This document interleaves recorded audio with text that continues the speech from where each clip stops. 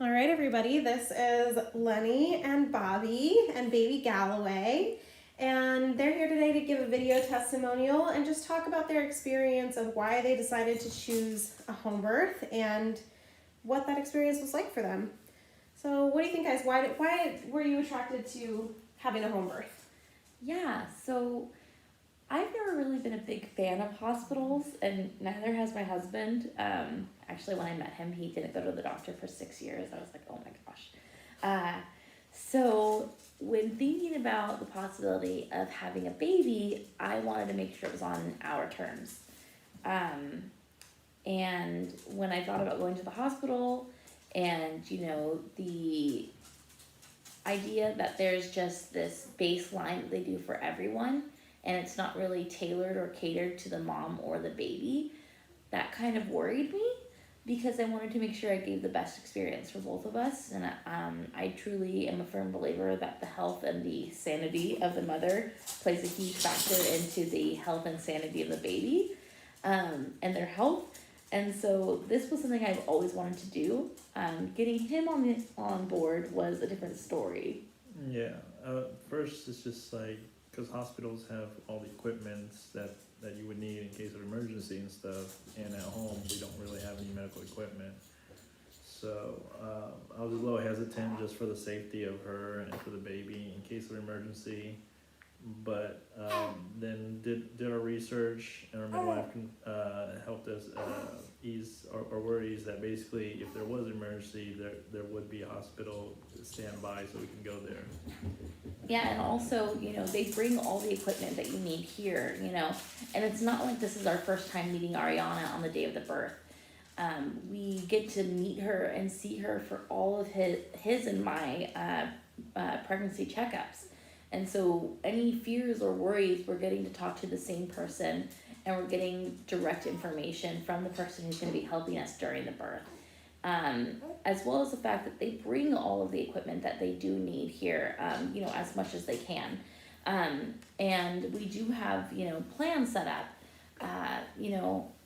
It really helped us knowing that she was super educated and super knowledgeable. I am kind of meticulous, and I interviewed about 5 midwives, and I just hadn't felt a connection or felt like someone had the experience that I wanted. And when I met Ariana, all of my fears subsided, and so did his. Here in California, you do have to have a quote-unquote healthy pregnancy in order to do a home birth, but her experience in working out of state and working in more at-risk pregnancies, quote unquote, like preeclampsia and things like that. The fact that she had experience with all these different kinds of pregnancies and different births really eased my mind in knowing that no matter what happened with us, she would be able to take care of us.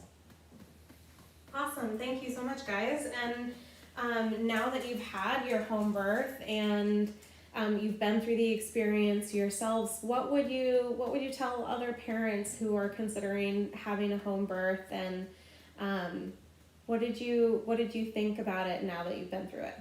Yeah.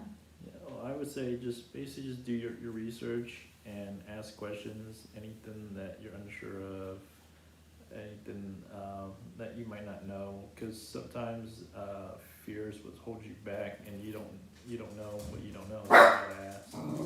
But once we did our research and then Ariana answered all of our questions, we were pretty our minds were pretty much at ease. Yeah, totally. I completely agree. Thinking back on it, 100%, I would do this again.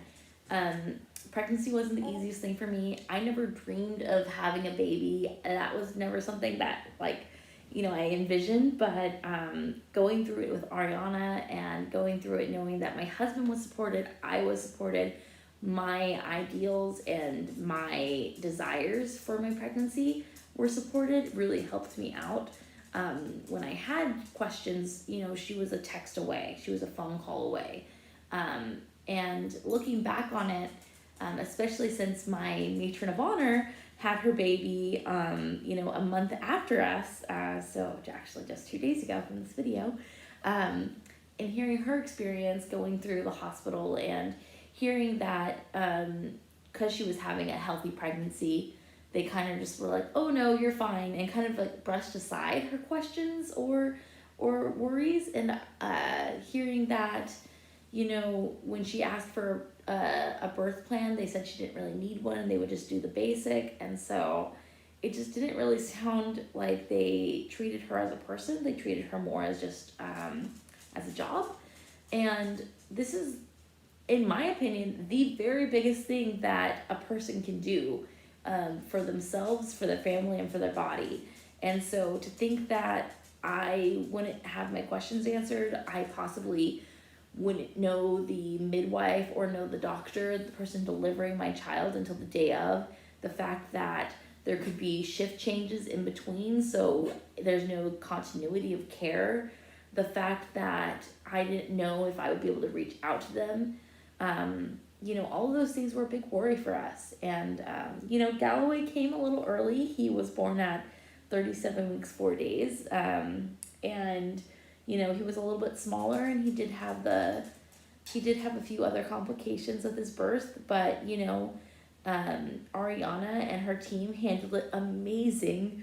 I was able to be completely calm the entire time. Galloway was taken amazing care of.